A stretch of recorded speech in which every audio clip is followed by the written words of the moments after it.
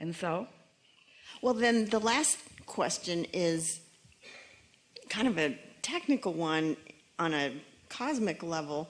Every person there has an inner being. Does it make a difference if I, before the gathering, invite those inner beings, invite those ancestors, or are they just there anyway? It doesn't matter if you say it openly, because non-physical, we are all engaging with one another. And the fact that you've already come as a cluster together, all of those inner beings are already there. And so when you find harmony with yours, you have found harmony with theirs. But you finding harmony with yours and theirs doesn't necessarily mean that they are ready. Right. But there is a greater probability, now that you've found harmony with your inner being and theirs, that they might too, because you're sort of a vibrational bridger. That's what attractive means. When you're all tuned in, tapped in, turned on, when you know something. If you go to a doctor and he sees you and acknowledges what your current condition is, and he is knowledgeable and assures you that this remedy will be helpful for you, doesn't that feel different than when he looks at you if he goes, oh my God? So is that what charisma is? Same thing. Just this perfect alignment and because there's knowing. Such a leverage. When we talk about your inner being and we talk about law of attraction's response to your inner being, think about that power, think about that leverage, and when you tap into it, you radiate in a very powerful way. And think about when you're all pinched off from it, how the opposite of that is happening. So it's difficult for teachers, because in the beginning what most of you do is you look for someone who needs you, which means you're looking for those least ready for you. My attention always goes and there. then you send out a brochure and you gather them all together, a whole room full of people who really need you. And then you walk in all tuned in, tapped in, turned on, and immediately you look like a freak to them because they're not ready for you. But you have to not care how they are responding to you, because if you give your attention to their reaction to you, then you join them usually. Yes. Yeah. Yeah. So what we're really talking about here, we're talking about you, we're talking about vibration, we're talking about law of attraction, we're talking about law of attraction meaning response to your vibrational output. So what we're really talking about is your vibrational output. That's really the only thing that you ever need to think about or know about, is what's the mix of my vibration. I have a desire and a doubt. That's me. Well, you know how far that's going to get you. Or I have a desire that's just going to continue to bring more and more momentum. So think about it. When you were younger, or maybe yesterday you were young. So think about going someplace that you dreaded going. Maybe to your first day on a job, maybe to a job interview, maybe to take a test for your education, maybe to meet someone, something that's new to you, something that you're not really ready for, but you're going to go do it because you should, or because somebody set the appointment, or because you have to go. This is the way a lot of your world is oriented. Do the uncomfortable thing long enough, they tell you, and it will become comfortable. And we say, no, it won't. It will just become uncomfortable in increasingly other ways.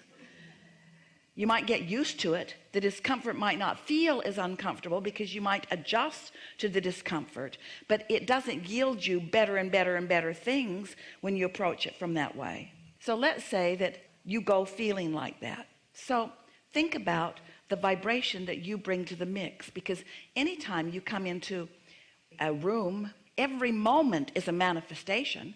This is a manifested moment, and this combination of all of us is part of the manifestation. In other words, we are manifesting here together. And so you look around, what you see is a manifestation, what you feel, you have your ability to utilize the physics of this world and to contemplate how many square feet there are and how many people there are sitting in this square feet and what the temperature of the air is and what the lighting is like. In other words, your observation is an observation of a manifested moment. So we are having a manifested moment together. And in this manifested moment, there is a mix of vibration. Now, what you have noticed, perhaps, it's certainly something that Esther has noticed, because Esther comes with Abraham and all of your inner beings. The balance of the room is always energetically very, very good, because there's a leverage in this energy. It doesn't matter how much you doubt your ability to do something, that doubt cannot be a big player in this energy mix, because this energy mix brings non-physical energy leverage with it. And so in many cases, you are more likely to understand things that you usually don't understand, or to feel movement within yourself that you usually don't feel, because that's what the balance of the energy is.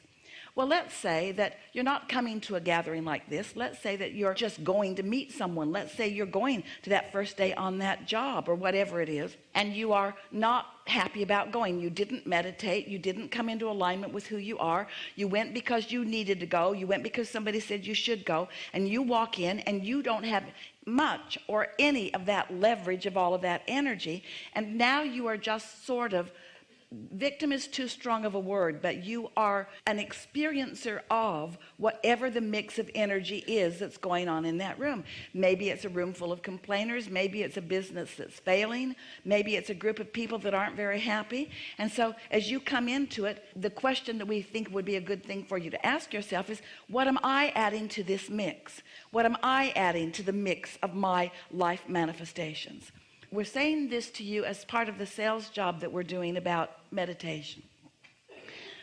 Because right now, if you haven't been meditating, or if you haven't had the experiences that we're talking about with meditation, if you haven't managed to really quiet your mind, and you haven't felt that detached feeling, so you haven't really stopped your own thoughts, so you haven't really stopped resistance, so you haven't really gone to no momentum and then stayed there long enough that the momentum begins to increase, then you really don't know yet on a personal first-hand basis about the magic that we're talking about that will bring to you. You don't yet know the feeling of doors opening everywhere, or of people greeting you who recognize on some level the value that you have for each other. Life hasn't become easy for you yet if you haven't done these things yet that we're talking about.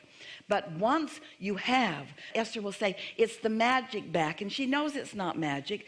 It's the invincibility back. It's that leverage of this energy that creates worlds flowing through you. So when you are moving through life, moving through the airport, walking down the street, walking around the loop, going to the grocery store, driving in traffic, talking to a friend, doing whatever it is that you are doing, from that place of allowing that momentum to increase and increase and increase till you are radiating the fullness of who you are, you're just taking our word for it that you have access to this leverage. Most people don't let that leverage get big enough that it amounts to anything tangible, because they're so busy weighing the pros and the cons and the pluses and the minuses. And mostly we love you so much observing what is. What is the manifestation of any moment? The manifestation, the see it, hear it, smell it, taste it, touch it manifestation that you have wholeheartedly and enthusiastically agreed to come and participate in, because of the contrast and the newness that it produces for you and all of us. That's where all of the resistance is. There is resistance, and there always will be resistance in your manifested world. But if you have meditated and therefore diluted it, and meditated and diluted it, then you've got the best of all worlds. Then you get to sift and sort and decide and line up with, and you can feel the power of the universe yielding to you and guiding you so that you're in the right place at the right time. And most important, this is the thing that we want you most to hear about what we've been talking about. Yes, we want things to manifest for you. We want you to have your beach homes if you want them, and your beautiful vehicles, and your lovely relationships, and anything else that this life has inspired you to desire. We want you to have all of that. But even more, we want you to discover how to be satisfied, and then satisfied, and then satisfied, because that's where happily ever after comes from. If you're without it and without it and without it, without it, without it, without it, without it, and then thinking that it's going to come and then you'll be happy, you will be happy maybe for a minute, but it's not sustainable. It's the understanding what happiness is, and what happiness is focus with little or no resistance. It's belief in something. It's knowing that it can be. It's positive expectation. It's love, not hate. It's clarity, not confusion. It's going with the flow of something rather than against the flow of something. And so we like teaching happily ever after, but it's a little bit difficult to teach it to those who are still waiting for the manifestation before they really feel happy. So what Esther said to us, this stuff's fine, Abraham, but I really like it when something manifests. And what we want her to know, and we know she acknowledges it, what we really like is your conscious acknowledgement of the increasing momentum that you are controlling through the focus of your own mind. Deliberate creation is so delicious, and creation by default is so not. We think this is a really good time for a segment of refreshment.